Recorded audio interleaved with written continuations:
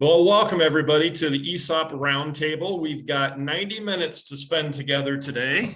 And just for the format, the first 60 minutes will just be the stories and the lessons learned from each of the three panelists here. And including myself, I'll probably chime in with a few things. And then the last 30 minutes, we'll look for Q&A. So at the bottom of your screen, there's a Q&A little tab. So if you have any questions that you would like to submit, if you could submit those, we'll address those questions in the last 30 minutes of our webinar. So we'll do introductions here quick, and I'll go ahead and just start myself. My name is Victor Aspengren. I am the facilitator. I've been in the employee ownership great game space since about I think my first great game was 1998, and my ESOP experience began in 1999. So I've been in this space, open book management, employee ownership.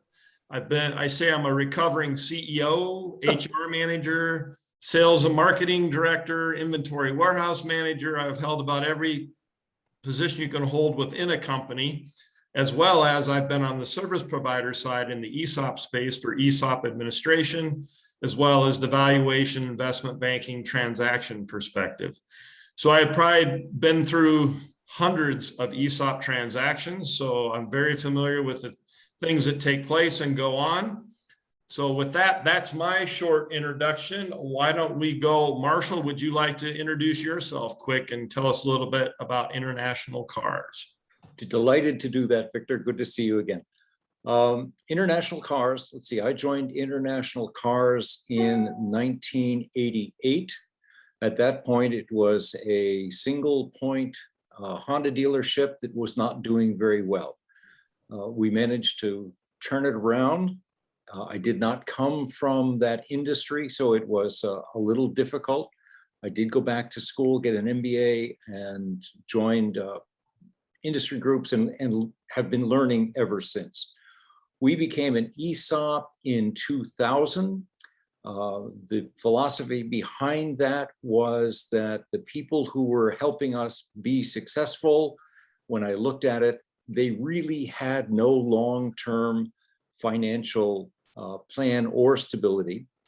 And so I thought, well, this is a good way of doing that. And my bet, if you will, was together we could do a better job than I could do alone. And so I thought a rising tide will raise all boats.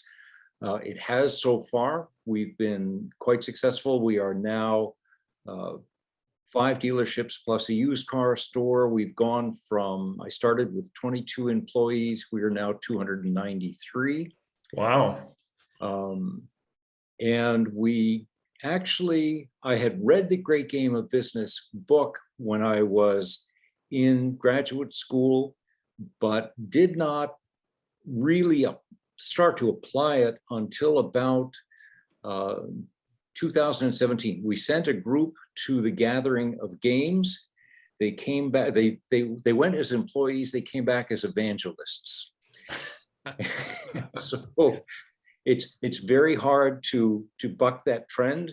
And we have been devotees ever since. And it has been a very fruitful and remarkable journey for us. So that's probably enough to get started, Victor. So Marshall, when you sent the group, were you with the group or was it a group separate from you that you sent? It was a group separate from me. I was unable to go for the first 2 years, and then I have gone now for 2 years. We'll be going again this year. So when they came back, they were pushing you to start doing all these things instead of you pushing them, huh? When it came to Great Game. Yes. And, you know, the wonderful thing is, you know, I keep saying we are smarter than me. And when some of my people have a good idea, my job is to get out of the way. And so I did that, supported them, and it's been a success story ever since. We've had some bumps along the way, but by and large, I would do it again, only I would do it sooner. Yeah, just a quick question. You became an ESOP in 2000. Was what percentage are you now, or what were you then, or did you do a couple of different transactions since 2000? We've done 3 transactions. At the first transaction, we were 30%. Okay. And then we wanted to grow. So I actually invested and we recapitalized the company. So they were down to 15%. Then we did the next transaction in 2005, bringing us up to 20%. And the last transaction bringing us up to now 40%. We finished up last Saturday. Super. Thank you for that. That helps paint the picture. So with that, let's go to our next panelist. Rebecca, would you like to go next, please? Good morning. Sure. Good morning. I'm Rebecca Alvarez. I'm the president and majority owner of Guy Engineering. We're a civil engineering land surveying company headquartered in Tulsa, and we have another office in Oklahoma City. We do primarily government work, anything with public, so tribes, counties, the state, federal government. We became an ESOP and GGOB back in 2013 when our former owner, Julie Guy of Guy Engineering, she was looking for a way to sell her shares to some of our employees, and the financing for a public service to get a loan for that kind of stuff is really, really hard.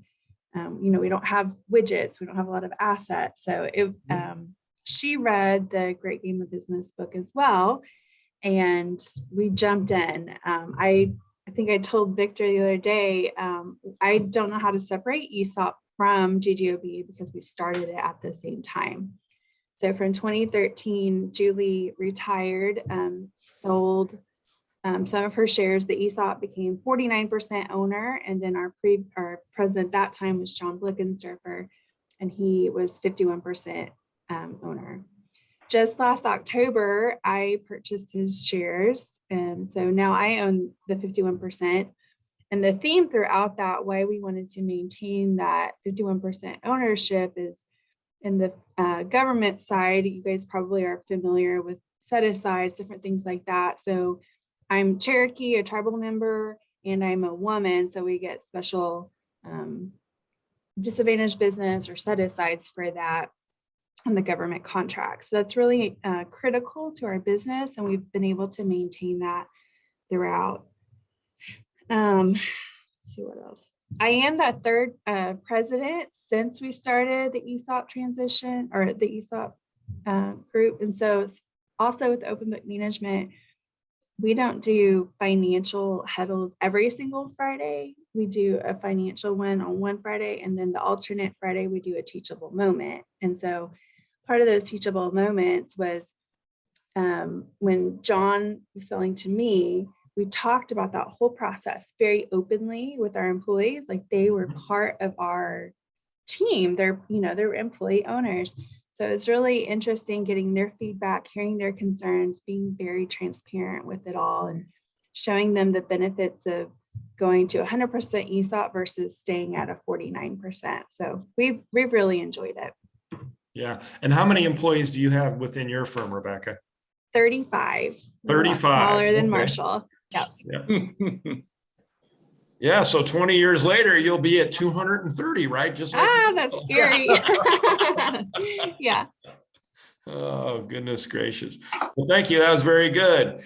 And Deanna, you made it in. Deanna was having a little technical difficulty, everybody, but she has arrived. And so I'm going to turn it over to you, to Deanna, to do introduction about you and your company. Okay, great. Well, I'm Deanna Walker. I'm the Chief Revenue Officer for Venturity Financial Partners. I've been with our company for a little under 18 years.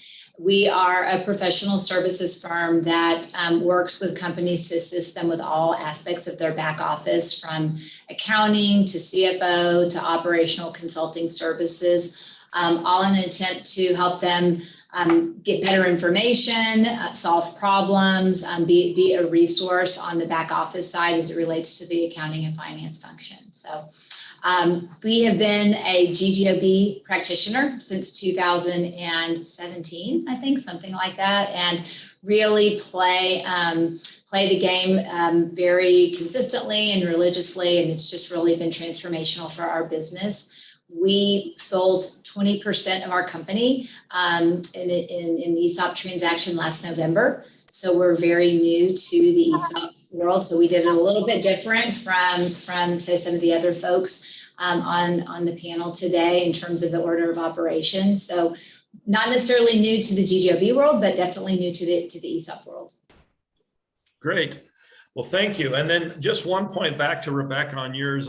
I think a lot of people don't know that there's a lot of minority ESOPs out there for the specific purpose, just like you do, whether it's minority, woman-owned, Native American, or whatever it may be. And in the ESOP world, for several years now, they've been trying to get legislation passed so that that status could transfer through and be 100% ESOP, but they haven't been able to get that done. I know that it's been on the table for quite a while now. Maybe someday they will get that changed, because there's a lot of ESOPs that have that status that would much rather go to the 100%.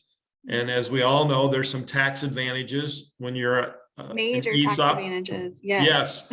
So basically, for those of you that don't know, I'll just say this. In theory, if you're 100% ESOP, there is no corporate tax. It goes away. And people say, that's crazy. How can that be? Well, the reason is the tax gets paid by the participants at retirement. So the whole theory is you give up the tax base today. The research shows they'll get actually more of taxes down the road, because ESOPs tend to grow, build up higher revenue, and they actually get their taxes at the end. So from an ESOP perspective, it's quite a big advantage to be that 100%. Now, all of you are minority ESOPs. So now, Deanna, you just started, so maybe this question won't get you as much, but for Rebecca and Marshall, I would assume there are people saying, well, maybe not with you, Rebecca, either because of your situation, but maybe, when are we going to go 100%? And the reason I asked that is in my first ESOP in 1999, we were a minority ESOP. The founders were still around, and we've been about 3 or 4 years, and people kept saying, well, if the ESOP's not in control, who's in control? And we could go back to the old way. And we like the new way because we became an ESOP and we started practicing great game, and people were chomping at the bit. Well, when? So are any of you getting those kinds of questions from your people? We did, for sure. Whenever, it's probably because our leadership at that time said that was the direction we were going, because the financials of it just seemed so appealing. So when we transferred to the 49% ESOP back in 2013, the intention was to go to 100% until, around 2019 or so, we started doing the analysis. And for our business and the way the laws are right now, it doesn't make sense. Mm-hmm. So that's how we made that decision. But Marshall could speak to his, I'm sure. Well, ours is similar, Victor. Our intention when we started this was to go to 100% ESOP over time as we could afford it. One of the issues that we have, which is different than anybody else, is, of course, we represent some manufacturers of automobiles, and we have an agreement with them. And that agreement says, thou shalt not sell to anybody else without my permission. And they say, and they have no bones about it, we don't think ESOPs are a good bet, even though there are some automotive firms who are 100% ESOP. And I liken it to the publics. But we have been fighting that battle for all of the time that we have been in ESOP, so over 20 years now. And we have been at the top of the things that manufacturers measure as far as, are you a good dealer? Are you a good representative for us? And resoundingly, they've had to say yes. We've won all of the awards, but still there's the reluctance on their part to go ahead and allow us to increase. And so to increase to 40%, which we just finished last Saturday, took us a year of getting permissions from the factories before we could get that done. So that's it. It's a continuing story. We want to do it, but it looks like it's going to either be a court battle or somebody else is going to do it first. Yep, there you go. Deanna, you got any? So we definitely have plans to get to 100%. It's, as it sits today, it's about a 10-year plan. And really it's based on our ability to afford it. We're a leveraged ESOP, meaning we borrowed money for the transaction. And so as soon as we can pay down the first round of our first loan, then we'll be back out there with the second round of transactions. So the way it's currently mapped out, it's about a 10-year process, but you know, as you guys know, for some of the reasons for doing this, the quicker we can pay down the debt will drive the timing of the next transaction. So is your firm, I know you're a consulting firm, but is it considered an accounting firm, a CPA firm, or no? No, we are a professional services firm. So we have CPAs on staff, but we really look like a big back office accounting department. Okay. And the reason I asked that, Marshall, you said that the car dealers, there are certain industries like CPAs. There are some states where accounting firms can actually become ESOPs. There are many states where they cannot. Law firms cannot become ESOPs. And there are other restrictions. Sometimes pharmacy, any of your professional license industries sometimes have some quirky state laws of why they can't become an ESOP, or they have to work around it. Or as Marshall said, it's a journey that they might be able to go a step a minority, but go majority is a whole different beast because of the control issues and the liabilities that go with that control. So just something to consider. So I would say overall that the vast majority, I would say probably 80% of all ESOPs now are 100% because of the tax advantage. That being said, there's a thing called repurchase obligation, which is you have to pay out these people down the road when they retire, whatever. So Deanna, you're just starting your journey. Rebecca, you're probably close to being everybody 100% vested, or maybe you already made everybody. We have a ton of people 100% vested, and we've already started paying people back. Right. So you're in that vesting period. And Marshall, you've been doing this for 20 years. So you probably been paying people out some dollars from the ESOP and funding. I'm sure that's not been a problem since you're a minority ESOP. It hasn't been a problem, but it is something that we pay close attention to, so that when we show our financials, we show a reserve for our ESOP distributions as we forecast them. We've been up to date, and we've put out a lot of distribution already. And it hasn't been a problem for us, and I don't think it will be. And I'm going to go in the weeds just a little bit here for you folks out there with a minority ESOP, because there is a great advantage, because an ESOP is a shareholder. So when you're a minority shareholder, you get a distribution that you pay out to all of the owners. Well, the ESOP gets that same distribution, and typically that cash goes into the ESOP plan. Is that how, Rebecca, yours is structured, Marshall, Deanna, that they will get cash into the plan? We've only done it to the profit distributions to cover our repurchase obligation, because we have a couple of years left on that.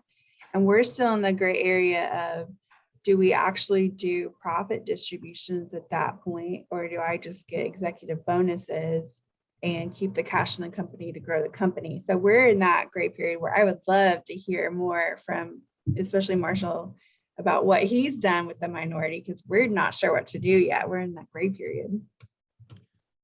Well, I'll jump right in with that, Rebecca. What we have done is we have actually paid enough cash to take care of paying down the debt. And so we are distributing stock, but we have not distributed anything else. We have kept cash in the company, looking for ways to grow. And you know, as I've mentioned, we've grown from one location to now we are 6 locations. We're in negotiations to look at 2 more locations. So what our people see as the benefit, 2 benefits actually. One is the appreciation of the value of the stock in the ESOP. So that's their sort of the goal in the end, to have a nest egg, and the stake in the outcome, which is the ongoing. If we are doing a great job, then we're not going to do distribution, but we'll have a great stake in the outcome. Just as a matter of record, last year, our stake in the outcome, and we are actually, people voted to make it very egalitarian. So everybody across the board, president down to the fellow who moves the cars on the lot, gets the same amount of money. Last year it was $4,500. Awesome. Or someone who's working close to minimum wage. That is a huge, huge payout. And we had a lot of people come up. I remember one of them came up and he said, this is so great because now I can stay in my apartment. He was facing eviction. It served a lot of people really, really well. And this year looks like it will be another one. What are your majority direct shareholders? Since they don't get a profit distribution, do you compensate them in other ways? No, we don't. As a matter of fact. That's fair. Super. And Deanna, on your ESOP, have you made the decision? I know it's new, but have you put cash in the plan, or what are you doing with your distributions? We're focusing on paying down the debt first and foremost, and similar to Marshall, just allocating the stock and focusing on the appreciation and value of the business. Yep. For right now. Yeah. So again, for the audience, when you're 100% ESOP, there's no required to put anything in there. When you're a minority ESOP, you can put that distribution that you would give any shareholder into the ESOP plan. So there are some ESOPs that actually do put cash in the plans to fund that repurchase obligation, which kind of goes back to, we'll kind of bring this full circle back to the great game of business. A lot of people, you become an ESOP. Marshall, in your instance, you became an ESOP 20 years ago. We became an ESOP. We were not practitioners of the great game. And it's like, well, do you understand what you have here with this ESOP? Do you understand how it works? Do you understand how you get paid out? Where does the money come from? All those good things. So with that, Marshall, I'll say, back in let's say in the first 10 years, did people understand the financial, where the money came from, how it was allocated to them, how to grow share value, and then where was the money going to come to, or is it just miraculously, underneath the cabbage leaf in the garden, there's a pile of money that you pay out? Super. It's a really good question. And we had a lot of meetings to tell people how this whole thing worked. But it went in one ear and out the other. It was just, this is not my job. This is not what I do day to day. You are wasting my time. Thank you for the statement at the end of the year, but it really didn't have a lot of meeting, even though they said, yep, this is our company. We use that in all of our lines. In fact, our motto for our company is employee owned and customer focused. And so that has always been in the forefront. But what I learned was that, in our business, people going through MBA school, you learn a whole lot and then you forget that not everybody has that information. And even if they have the information, they don't know how to utilize the information. And so that, for all of those years, that probably 17 years before we got into the great game of business, was the most frustrating teaching we did. And we do a lot of teaching in our company. But that one was the one that was the most difficult because we didn't have a simple way of doing it. Mm-hmm.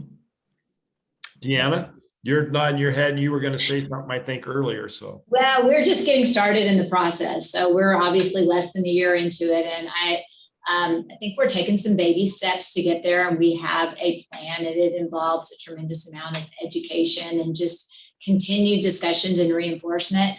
I do say that a couple of things, because we're an accounting firm, but I even think more importantly, because we've been playing GGOB for five or 6 years, the idea of you can make an impact, you can have a stake in the outcome, you're empowered to do your part to affect the bottom line, and our folks can see by the choices that they make how that has played out.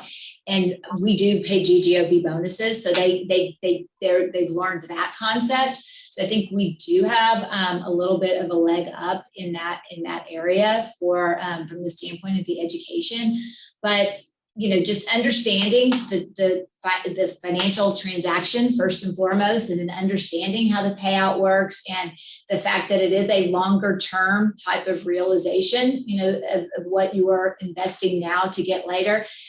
I think there will be for sure, some education and some understanding around really what that all means and how it all comes together, because it's not a tomorrow thing, right? So it's understanding that and really grasping that and buying into it, quite frankly. Yeah. So you're just starting that kind of ESOP education journey. I'm sure you've done it, but it is a journey, and just on a broad base, this has been around for many years. Whether ESOP practice open book or not, it typically takes 2 full statements before the light bulb kind of goes on in people's head from a financial perspective, because they get the first allocation. It's like, okay, big deal. It's a number on a piece of paper and there's a stock value. And it's not until they get the second one where the value goes up or down, depending on how the business is performing, that they start to go, oh, now I kind of get it. And in all the years I've been doing it, I don't know anybody that's figured out how to accelerate that 2 years. You need that 2 statements to kind of see the numbers. But Rebecca, you did them both at the same time. So so now we've got somebody that was an ESOP for a long time, started later, had a practitioner for many years, and then did the ESOP, and you did them together. So how did that work? I think it was great. We had switching to ESOP and GGOB at the same time. We had a coach from GGOB come in and help us set up our mini games, do our scoreboards, our forecasting.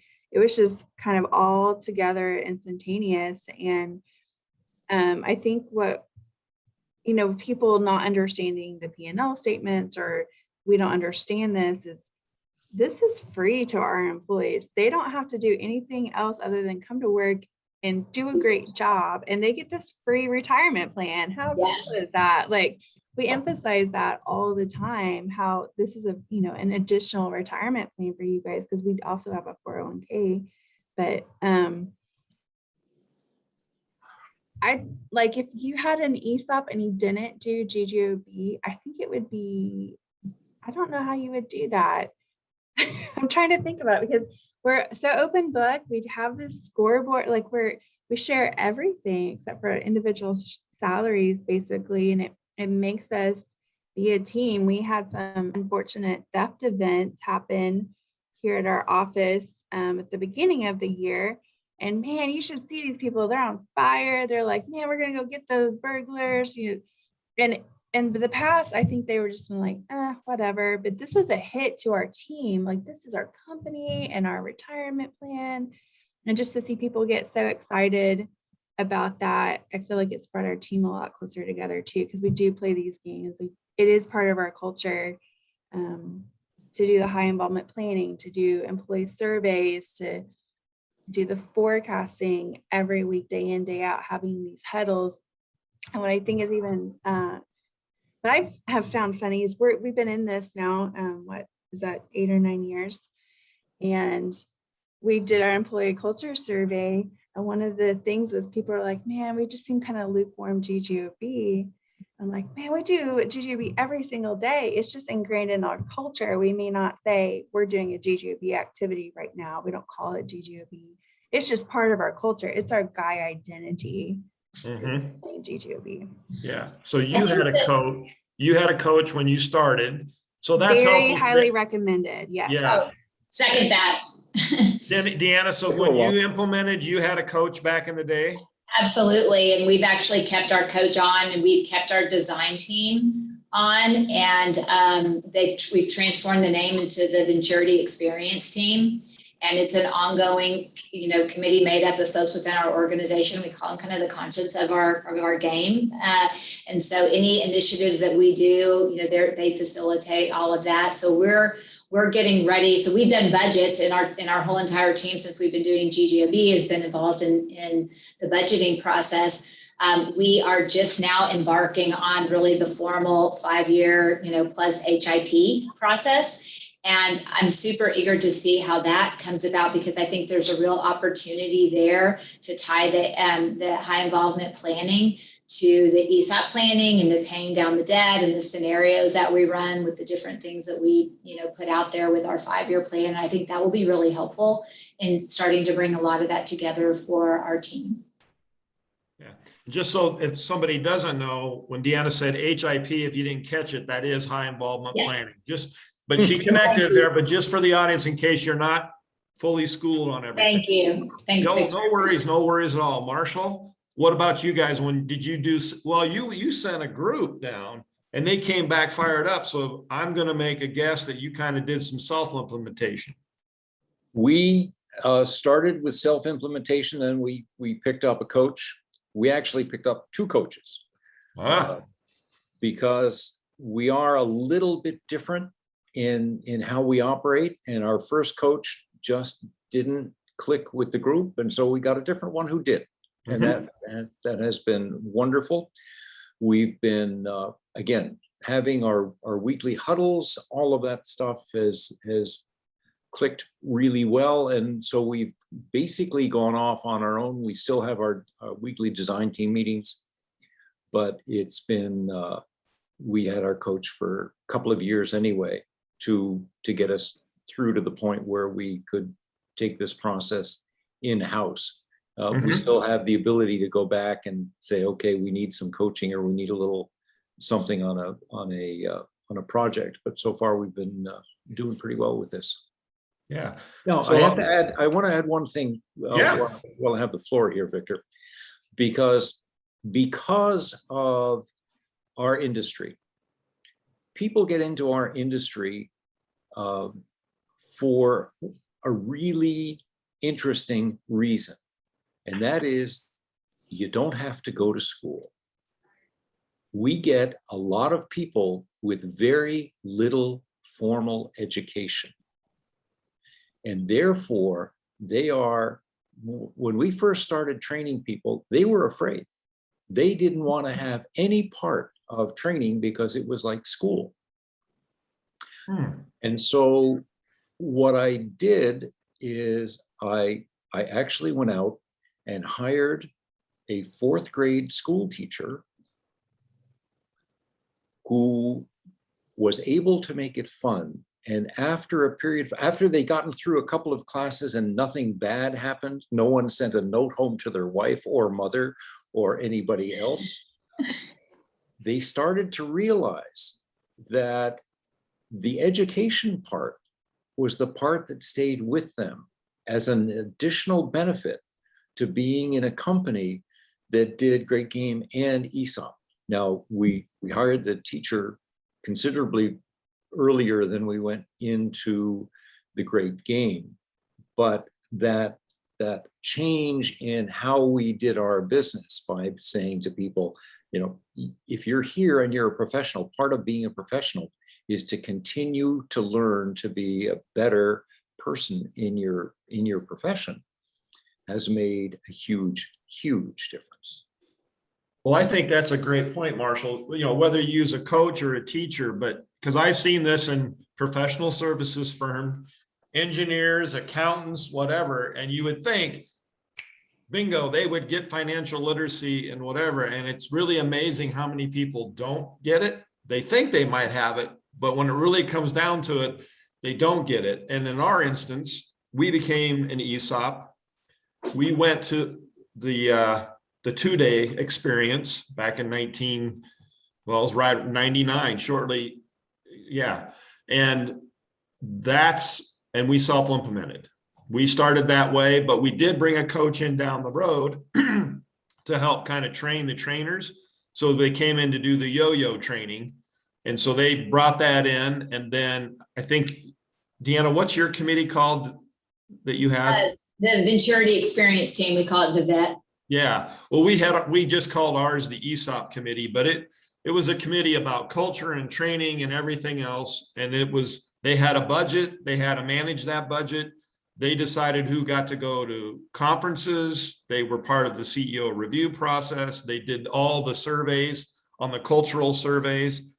And then that committee was trained on the yo-yo training by a GGOB coach, because then they were in charge of the training of any new employees. So it wasn't our CFO, it was the committee that did the training. So it was peer-to-peer instead of, quote, that top-down, the leadership's training the people. It's your fellow employee owners teaching you the business and what we're all about. Yeah, no, we have that. We also have an ESOP committee in addition to our Venturity Experience team too. So the focus is strictly on just, getting information about the ESOP out and educational process.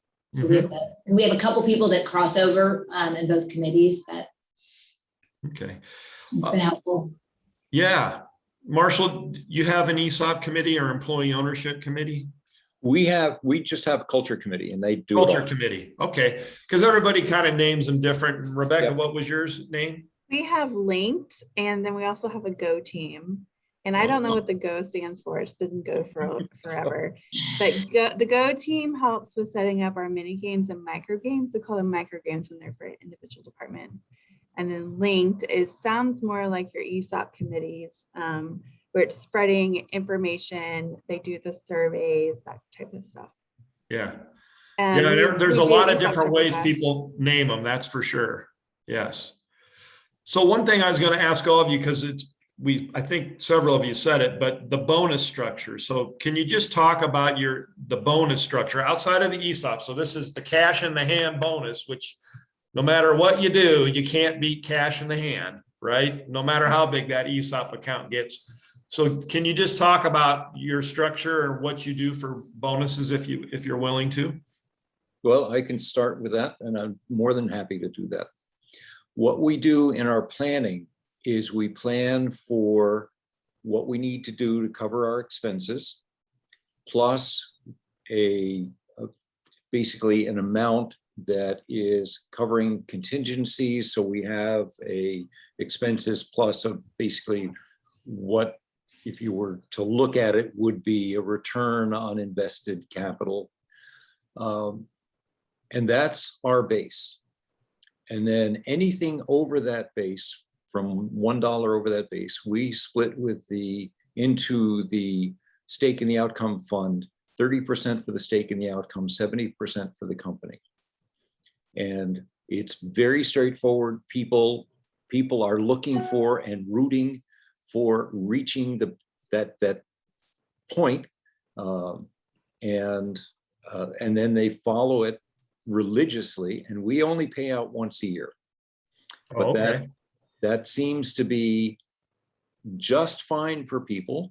And it also has been very interesting because it keeps people through some times when they might get frustrated and say, well, I'm leaving this, I'm going to the guy down the street, because we're an industry where there's a lot of competition, a lot of different points where people can go, and that has said, well, no, not till after we get the bonus.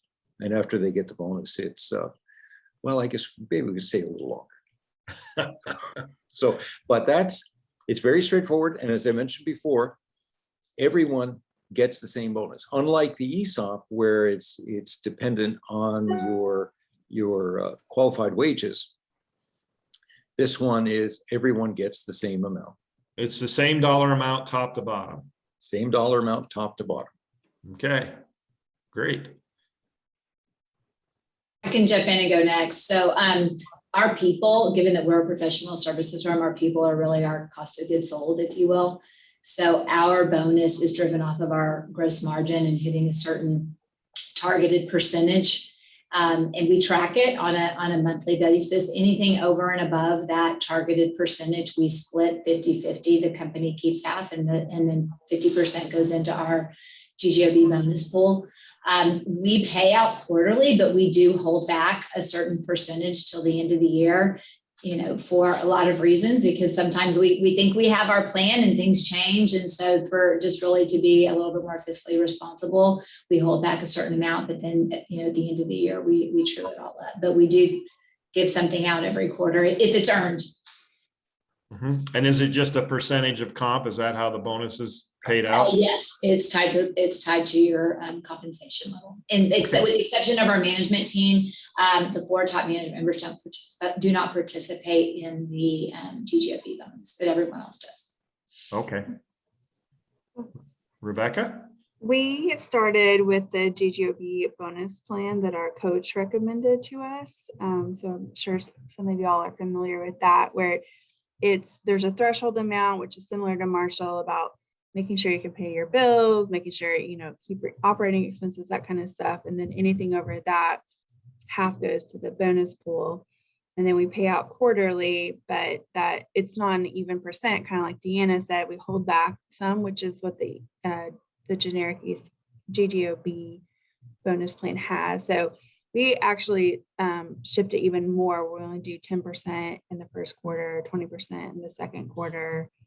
I'm not doing the math right. Another 20%. And in the last month, in just the fourth quarter, we pay out 50% of that. So it ends up, because the way our business goes is we oftentimes have really great second and third quarters, and then our fourth quarter tanks a little bit. So we didn't want to overpay out. We want to make sure that's nice and spread out even. Mm-hmm. And we do percent of compensation, but it's the same percent across the board. The GGOB plan we started out with had executive or salaried management had a higher percent than just hourly employees, because the hourlies have a chance for overtime, but that caused some grief amongst our employees. So we went with the same percent across the board for everybody. Okay. Deanna, there was a question here. How do you judge how they earned the bonus was the question. Yeah, I'm not sure I understand exactly what that means. If our company as a whole hits a gross margin percentage, and I'll just share right now, it's currently 40%. If we hit that 40% number, anything above that triggers, anything above that, we get the bonus. So I think that answered the question correctly on how we earn it. It's very, very objective based on reaching that gross margin percentage as an entire company. Yeah. Yeah, I think, do any of you have individual, or is it really company focused? It's like the company's got your threshold and then you build the pool, and then it's either percentage based, or do you actually have performance metrics for individuals to get a bonus? No, Rebecca? We have a Christmas bonus. That's a very small pot of money that since I took over, we give the same amount to each employee, kind of like Marshall does, but it's significantly smaller than the 4,500. And we consider that discretionary, but it's not performance based at all. It's more of a gift. Yeah. And if we have our performance bases are related to raises. You get a raise. If we have anything separate, we just have a party. There you go. Have some fun. That's right. In fact, fun is built into our mission statement. If we're not having fun, that's awesome. We gotta change it. That is great. But prior to adopting GGOB, we tracked some profit sharing based on individual teams, and we found that while certain teams, bought into that and could do really well, and with others, if it became clear that they weren't going to get close, they lost the incentive, and so it really didn't accomplish the goal of having our entire organization focus on profitability and growing that in the right kind of way. And so really finding GGOB was such a huge help for that, because it is encouraged to make it at that company level, across the board. And I can't stress that enough. That was a huge change for us organizationally. That's a great point, Deanna, because we had looked at doing that a little bit with the bonuses per department for a minute, but different client types have a different percent profit in our industry. And so one might have a 5% profit rate and another might have a 12. Well, that's not fair. They don't even have the opportunity to earn as much as the other group. So that's, yeah, we nixed that one. And we had done similarly. We had gone for basically every rooftop, every franchise. And they had a pool and we tried to get it close and we did.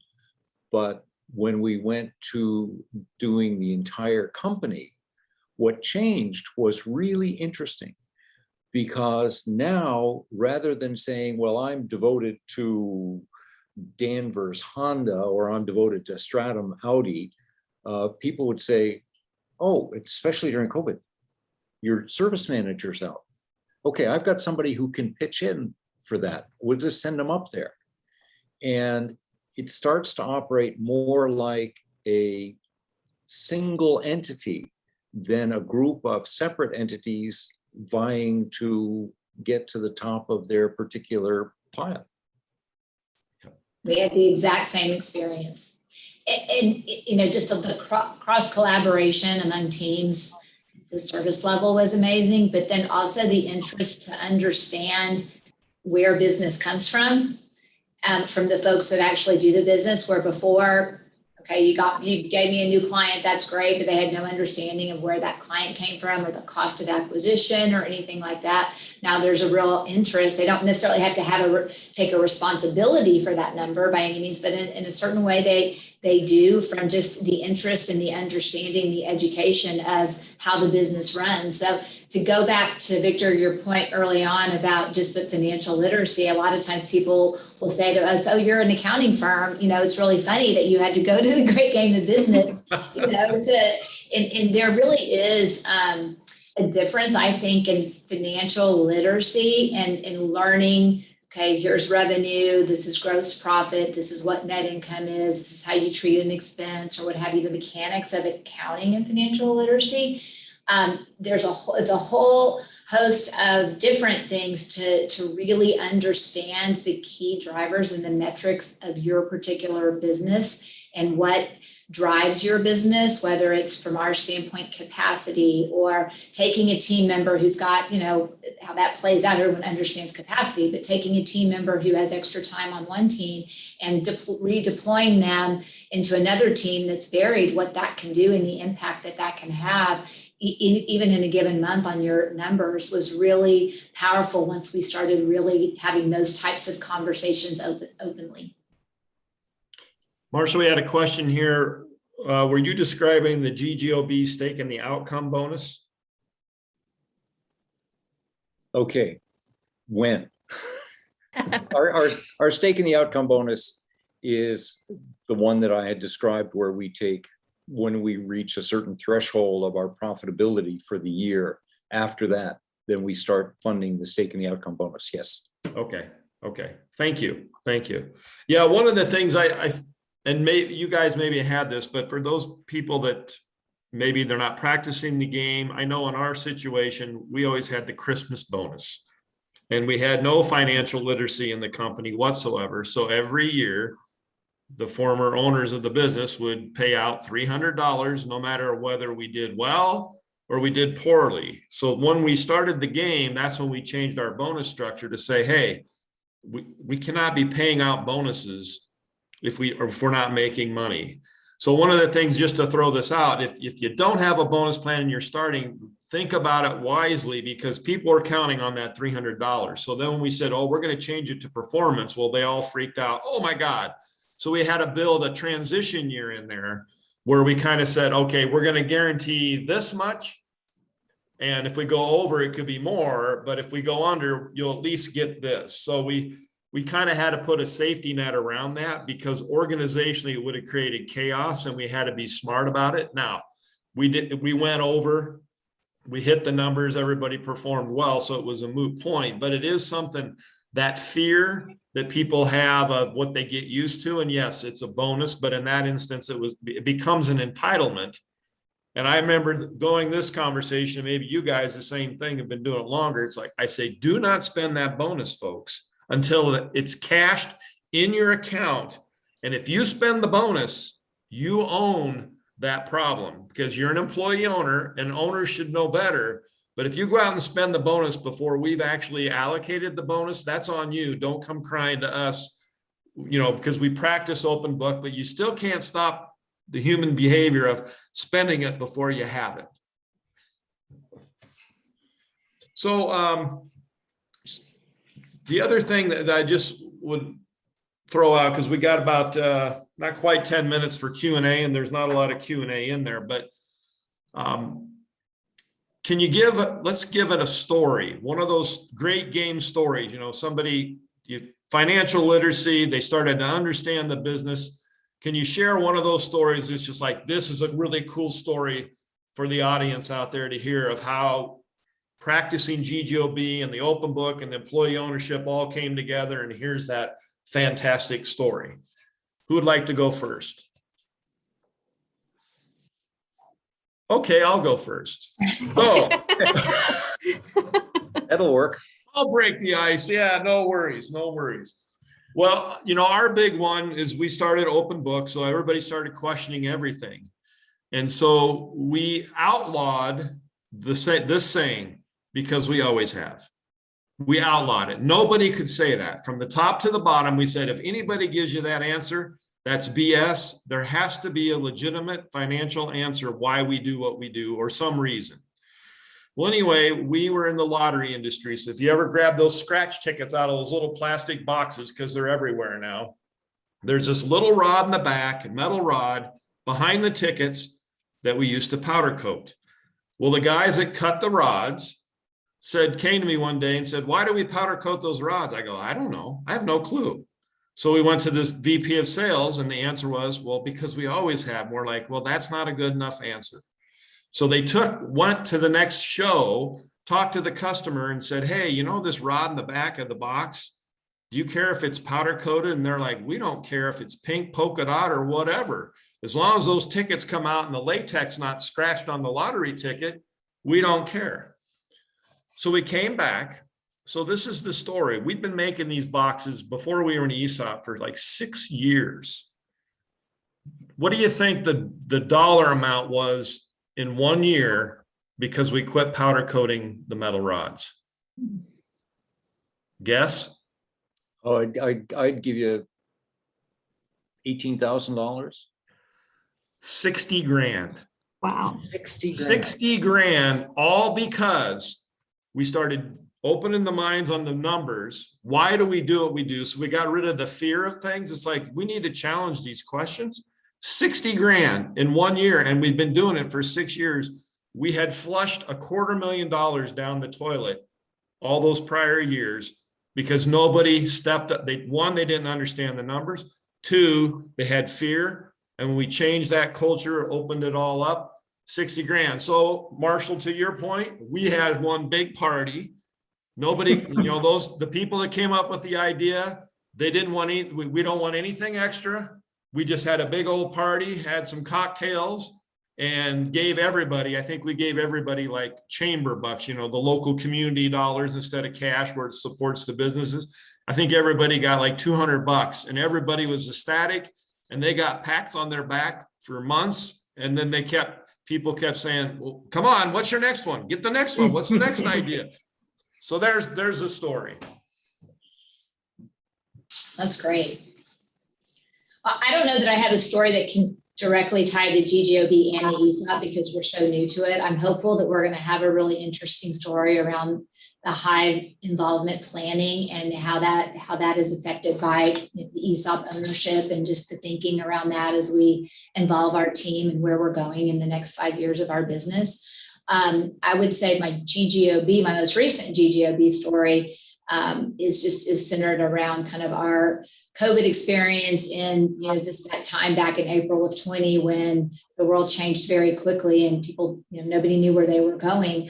Our team, because they were so used to forecasting and having the information at their fingertips down to the client level, they knew exactly what to do to affect change in the organization. So while our management team was hunkered down, focusing on, are we going to lose 30% of our business and what's downside planning going to look like, they immediately sprung into action with actually very little direction from us because they had been training for it for the last 3.5 years to know exactly how to take this client whose business is slowed down and the time they had devoted to that and give it to this other client that needed help. And they didn't ask us, they just made those decisions. And with a period of 2 weeks, we had some conversations during our huddles about that. And our folks just put it into action. And April, where we thought was, we had no idea what the impact was going to be, ended up being a month where we had very little effect on our revenue. And I'm talking April of 20. And it was solely because of our folks and the training they had through participating in GGOB,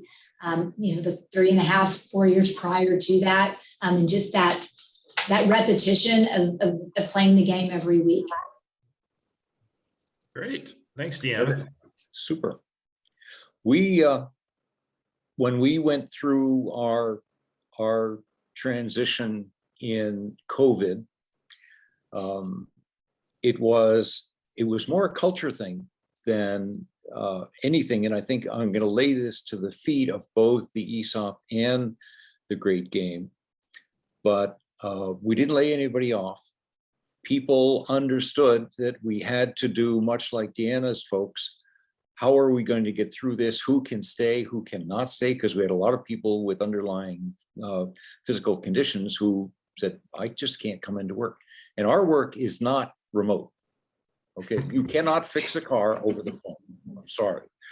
And so, but we slowed down the hours. We kept people in throughout the entire experience, and we did not keep all the money. That was a real big hit for our company, but it was not for our employees. And when it came around to a rebound, because we had them all there, and a lot of people in our industry just dropped people like rocks, we were able to come back really well and really quickly. But the most important thing was that people said, you stuck with us, we'll stick with you. And that spirit was worth everything. And it's something that if we have something, as a company, we're a collection of people. But having a collection of people who love the company they're part of is priceless. Yeah, for sure. Amen to On the that. heartstrings there. I know it. All right, Rebecca, follow that one. I know. It's like, oh my gosh, mine is not quite that. But the last couple of years, we have seen transportation funding in Oklahoma take a decline, especially in the local government types of work that we do. And so we played a mini game that was centered around marketing and business development, and everybody's a marketer, how to upsell, that type of stuff. And so during that mini game, because everybody was reaching out everywhere, we gained several new clients. We ended up getting the highest backlog that we've ever had from that mini game. So that's a huge success. So we didn't have the COVID issues because we can work remotely and transportation funding doesn't stop because of COVID. It was more, our local economy is more dependent on oil and gas. And so delayed several years, but our transportation funding went down. So I consider that a huge win. Before I became president, I was in charge of business development, and oftentimes I felt like I was working alone to support this team of 35 people with just a couple of helpers. But now we have monthly meetings to talk about marketing, and there's 10 people on the call that lead in each of their respective areas. And even, our front desk lady, she's amazing. She's like, hey, I was at this farmer's market the other day and I saw city of so-and-so there and I went over and talked to them. I'm like, yes, this is what we want, team spirit, growing that backlog, diversifying our business. And so it's not quite as emotional as Marshall's story, but for our business, it's amazing. Everybody's in it together. That's awesome. So we do have a question. So I'll throw this out to you. The question is, they're getting ready to do the GGOB bonus, but the bonus plan is actually it's going to go down. So I would assume that over the years, maybe you all have had experiences where the bonus you used to have it at a higher level and then something changed, whatever it is, and then you had to lower that bonus the next year. You have any advice to help this person through that transition? Any words of wisdom or anything that you did that helped you get through that bonus change from high to low? Going up, we know how that works. That's great. Everybody claps their hands, but the opposite. Any experience there? Yeah, we have, and we've gone through some downturns and some really tough times in our industry. And when we do that, and when we have done that, the transparency from the start and the understanding of, we can't do 200 or 300 units out of this dealership now. The demand is not there, or if we get them out, there's very little gross profit, if any. We're just hanging on here, and there is not the money for the bonuses, and so we've been able to turn that, and this has been the wonderful part of the great game of business, and say, how can we find a mini game that's going to bring that back? And now, we haven't had to do it since we have been practicing the great game, but I can tell you that some of the mini games that people have played, and these come from our line people, these are not mine or the managers or anything else, have been phenomenally successful, because these are the guys who know what's going on and how to change it. And they have done some fabulous work. So well, I think that's a great idea, Marshall, as far as, if you have to, the transparency, I totally agree with that. It's just get the elephant out in the room and just get it there, especially if you're practicing. The numbers are the numbers, but the idea of putting a mini game on it or some initiative to say, okay, well, what can we do to get it back to that? It's not, you don't have to lose all hope. There's a chance to earn it back if we can get creative and use our noggins. Let me give you an example. One of the things that we do in our service departments is we sell service contracts. Now, we were not selling very many, and that's because the people in the service department didn't think of themselves as salespeople. But they went through and said, well, what is the advantage to the customer to have this service contract? And how do we approach the customer and say, this is really a great win-win deal, because that's what we practice in our company. And they didn't double the service contracts they sold, they tripled, because there was opportunity. But much like being blind to opportunity, because it's always been there, or it's always been that way, or we've always powder coated the damn thing, it was not part of the practice. And mini games is not so much as discovering new stuff, is saying, how can we do this a little better? Or what are we not doing that we could be doing that's going to get us there? And so if things are looking down, then what are the opportunities that we are overlooking or can manufacture, or different ways of looking at things? And when everybody is looking at that, and when their bonus hangs in the balance, they're going to look pretty hard.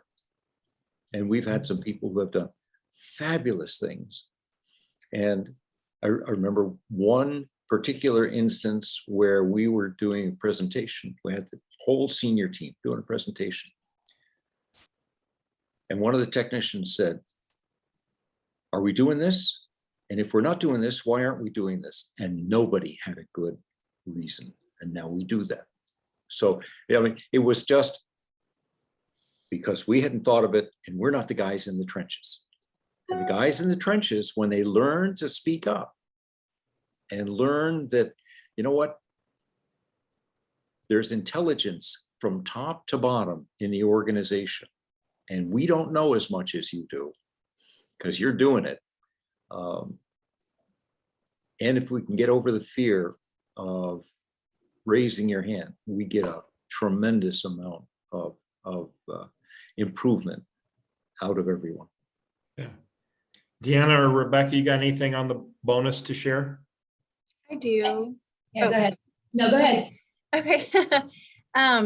So the first quarter this year was the first time we paid out bonuses in over 2 years. We had a rocky couple of years unrelated to COVID for other reasons. And during that period, and before that, we had paid out bonuses. And so, doing the normal GGOB of looking at your scoreboard and then connecting it to the bonus plan, it was just so depressing every week. We knew this, we just don't even want to look at it. It's terrible. But by sharing our financials, being open and honest and transparent, like Marshall was talking about, super critical, because they are employee owners. If you are an ESOP, and seeing how this will benefit in the long run about the health of the company more than an instant gratification of a large bonus. I think anybody would prefer job security and longevity over an instant gratification of a bonus. Or at least those are the types of employees we want to hire at our company. So I transparency, that's what it's about. Having fun and being transparent. Yeah, I mean, I don't have a lot to add. Transparency was the first word that came to mind for me. So nothing really more to add than what Rebecca and Marshall have already shared, other than to say that I think the real beauty of the game comes in those times of challenge where you have to dig deep. It can be really fun and easy to hit the numbers and always hit the bonus, and that, have those great huddles when you're going to have, a good week or even a good month.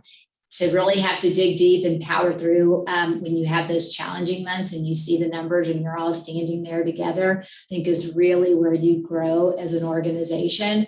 And just to touch on the theme of this year's conference, Better Together, I think that's when you really understand the meaning of that, is when you go through that period. And I think the one thing I would say is, it may not be the last time you have that situation. We've gone through, a couple of those already in the last 4 years, but every time we do now, because we learned something from the time before, we seem to go through them a little bit faster and with a little bit better mindset and positive intentions about, hey, we know we can overcome this because we have done it, and we learn something every time, which has just been, again, transformational for our business and really helped us grow as an open book management company, and hopefully as an ESOP company as well, as we get more into that. So your point there, Deanna, I think, and a couple of you have alluded to this, but a lot of people think about open book management, the numbers and all this, but I think a lot of people miss one of the key things about the whole practice and the program and how it all comes together. But from my own experiences, it builds trust and drives out fear. Yes. And I would just like to hear your thoughts on that. What was it like before? And did you see that difference where trust started, organizational trust grew and the fear subsided? Deanna, you're nodding your head. Yeah, I mean, so going back to the example I already gave of when COVID hit, I mean, our team, instead of being fearful about what was next, they trusted in each other, and they trusted in the process of GGOB and just how we approach running our business together. And they went straight into action. And if they didn't trust each other's decision-making, and actually probably equally, if not more important, is if the management team and our CEO didn't have the trust in the organization in their decision-making, then none of that would have happened. And, we've had, so that was just an awesome experience. But, prior to that, we had a mini game one time where our CEO and our management team wanted to play one mini game and the rest of our organization wanted to play another.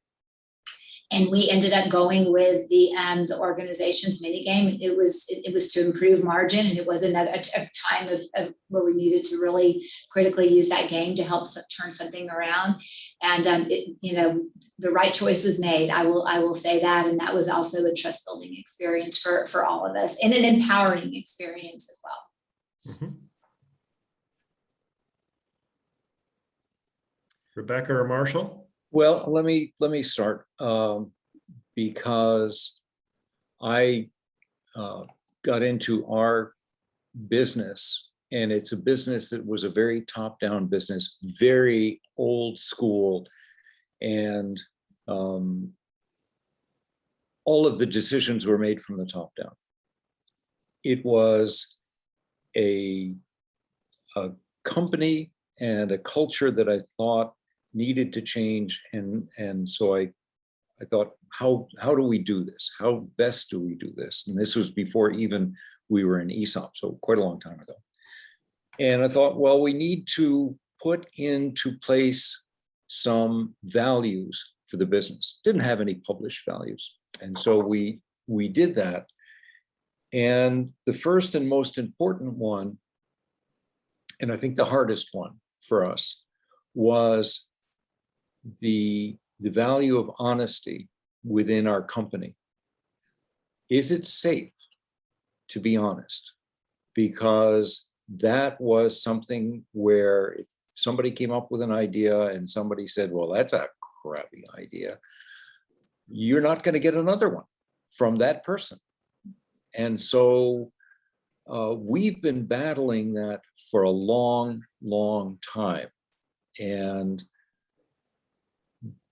partly the ESOP was a move to get to the point where we had common ownership. We had a stake in our company, and it was our company. Still, that was like pulling teeth. And finally, with the GGOB and some of the transparency we are getting, but we're not there yet, but we are getting to the point where we get better communication, we get better honesty, we get more things coming up from our line people. But it's not 100% there. And there are people who will and can be turned off by someone who is in a position of power within the company who does not pay attention to those values and degrade someone or just trashes an idea that otherwise should be given some respect. And so that's an ongoing struggle for us. And we've gotten better. And certainly with the great game, we've gotten lots better because there's lots more communication. But it's still an issue that we have to face. And I don't know whether it's just because of our industry and how the history of our industry works, but it had always been, the heroes were at the top and the grunts were at the bottom rather than the other way around. Mm-hmm. And now we have some heroes in the bottom and some grunts at the top, and it works out a little better, but we still have a ways to go. Great, thank you. Rebecca? I'm not sure who mentioned it, but as far as the top-down mentality, we during that period between Julie Guy in 2013 and then me now in 2021, we actually got to where our high involvement planning surveys were like, hey, we need leadership to make more of the decisions. We're having a lot of this decision by committee or employees making the decisions. And it's like we almost swung too far to where, yeah, we were employee owned, but we need it. So we're trying to swing it back to find that right balance of, okay, what decisions do leadership make, the vision we're setting, but still have the employees be empowered to do things that will make the business better. So we're trying to find that, or a couple of years ago, we also were trying to find that balance between, we're all about financials, we're all about the numbers. We really struggled with that, of having this great guide culture. We go into the GGOB and open book management, and all of a sudden we're about numbers and profit, and every single week, profit, like where are we at? And it was too far the other way. So the pendulum swings back. And so now that's why we only talk about the finances every other week. And then it's something teachable moment, culture related on the opposite weeks to try to have that healthy balance. So I think every company is a little bit different on your culture and what's necessary. You just have to play with it a little bit. Well, you bring up a great point there, Rebecca. I think for every company, this journey, whether it's the ESOP or whether it's the implementation of GGOB, is organizations tend to get stuck in the rut, and our ability to shift, oh, we don't want to change it. Oh gosh, why do we want to do that? And I think the companies that are more open to that and listening to the people to say, well, let's try it, because you can always go back. I mean, that's the thing, it's that fear, and it's like, folks, there is no fear. So we got to get past that. And I came from the same story. It was a top down. The company shared nothing. We did open book. We started teaching everybody, here's the stuff. And it did build trust. And what we did to drive out fear, because the philosophy was, when do we learn the most? Anybody got the answer, panelists? When do we learn the most? We learn the most when we're having fun. When you're having fun. Yep. That's a When good we make one. mistakes. Yeah, They're make challenged, mistakes. and they're challenged. Yeah. So what we did, I'll just give this a story, because everybody makes mistakes. We're all human, make mistakes. So what we did is our committee was in charge of collecting who made the best mistake in the company. Oh my gosh, the best mistake. I The love best that. mistake. And you had to have I'm gonna two. steal that one. I'm so stealing this. Two people had to submit it. Two people had to say, Rebecca, this is Rebecca's mistake. And two people had to submit it. The committee collected them all. And once a month, we would have a company meeting and we would talk about, it was kind of our top 10 mistakes, kind of like the old David Letterman, I'm showing my age, top 10. And people had to explain the mistake that was made. And then, because this is group learning, here's what we did so this won't happen again.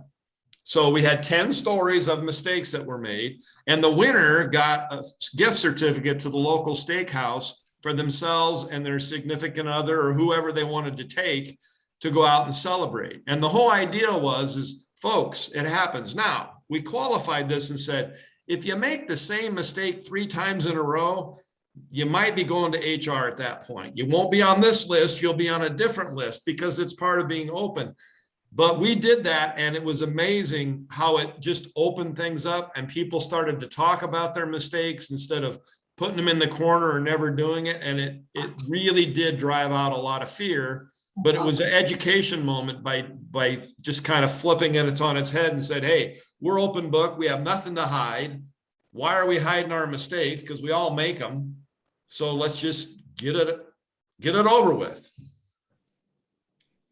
So there, and there was an award. It was actually called I Give a Crap. So our artistic people, we had a toilet seat that had cartoon characters and it said, I give a crap. And you got to wear the toilet seat all day for that day. Oh my God. I have to share one thing with you. Hold on a sec. Oh no, he's got a toilet seat. I bet it's about having fun. Yeah. No, that's a really great one. That's a great story, Victor. And that's a great idea. Well, I just find, because it's human nature. I don't know if you can see this or not. Oh, it's toilet seat. Oh yeah, the toilet's a head up out of the toilet. Yes. The toilet seat award. I hope it's clean.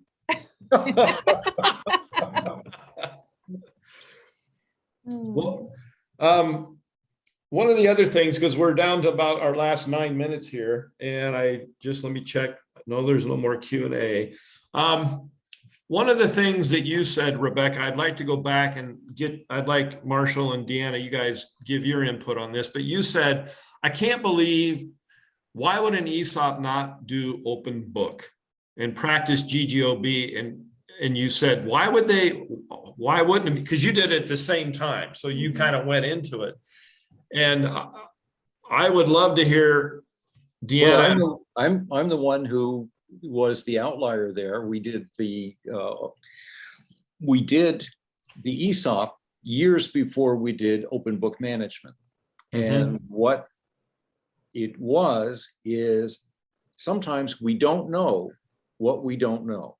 And in this case, we tried sharing things that we used in our company as far as the management of our budget and some other information, without realizing that it was a very incomplete package and that we were not going at it in a systematic way.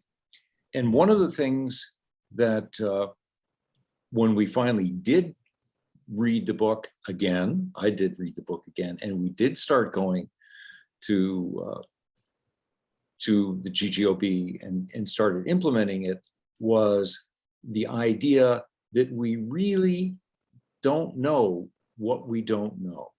And so we go ahead thinking we're doing a great job and doing things right. And we're still clueless. And so I have copied a mantra from a person that we used for some marketing, which it's called the CASE method. And the CASE method stands for copy and steal everything.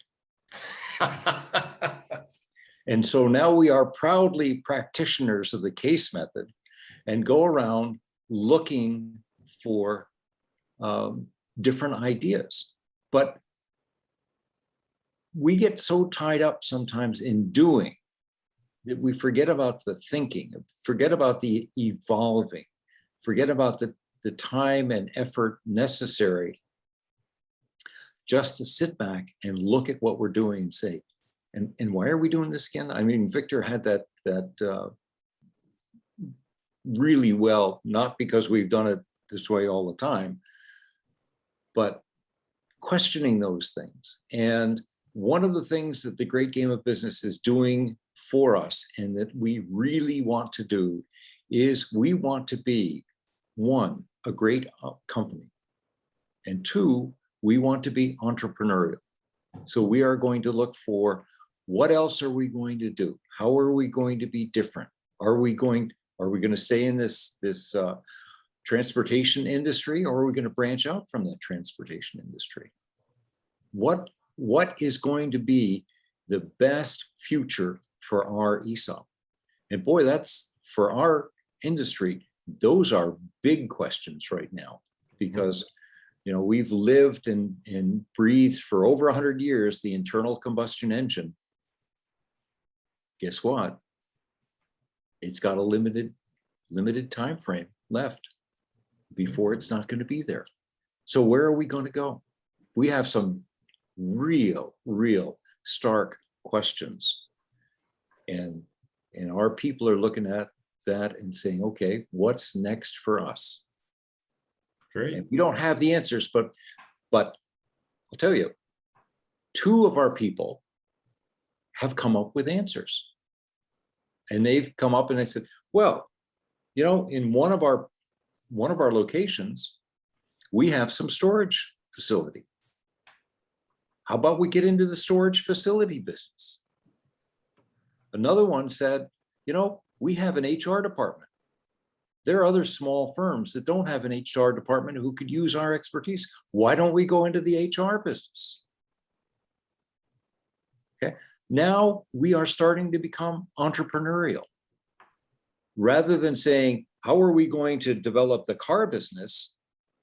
It's, how are we going to develop your business, our business? Yeah. What are we going to do that's going to be different, that's still going to keep us going and ahead of that wave of change that is inevitably coming our way?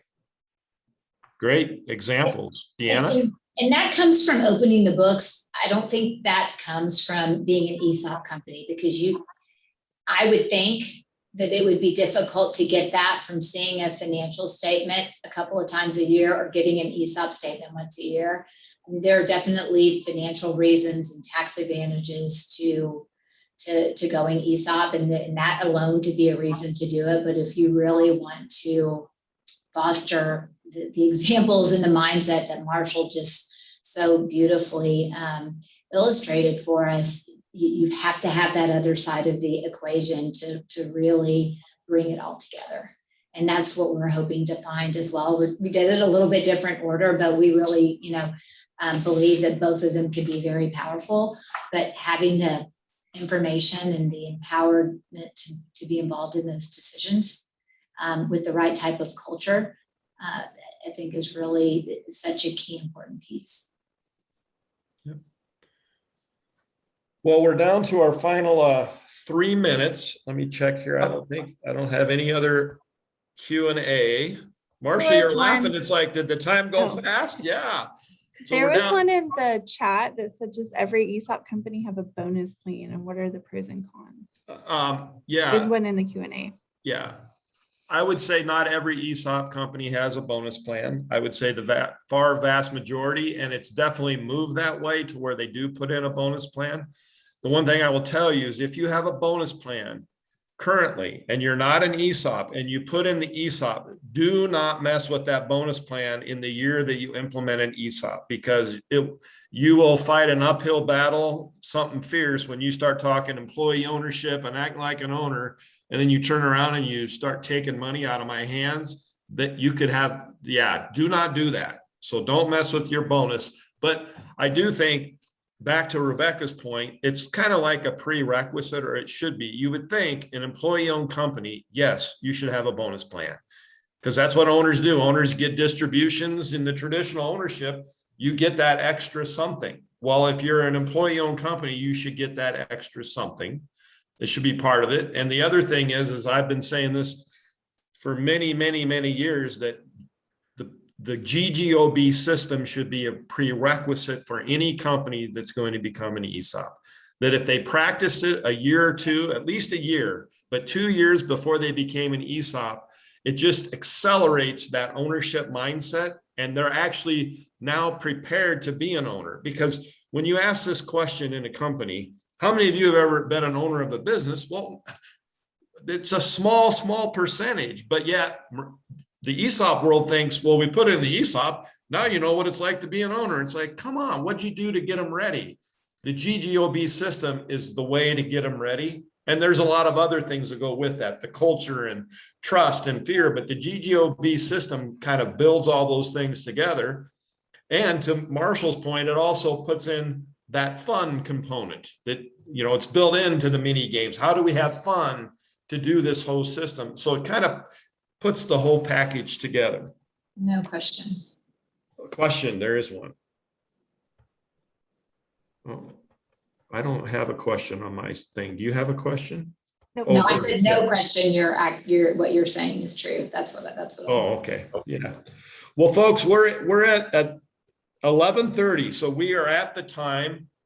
Marshall, Rebecca, Deanna, thank you so much. Great stories, wonderful things. And if I'll part with this, since Marshall brought up the fun theme. So if you want to have some fun, put on a bunny suit, close the doors in your office, make everybody stand outside, and have an Easter egg hunt with the little plastic eggs, and put whatever you want inside there, and let a bunch of adults go on an Easter egg hunt. And if you really want to capitalize on it, you can drop a few chocolate covered raisins through where the bunny hopped around. And you'll have people looking for those plastic eggs for 6 months. If you put like a half a day off in them, they'll keep looking till they find every doggone egg. So with that, folks, thanks for coming to the ESOP Roundtable. You again. Thank you for your contribution. Have Pleasure. a great weekend, everybody. And Thank we'll you. see you in Texas. It was so fun. Thank you. Yes. Yes, come to Texas. Couple weeks. Okay. You betcha. Bye-bye. Bye. Bye-bye, everybody.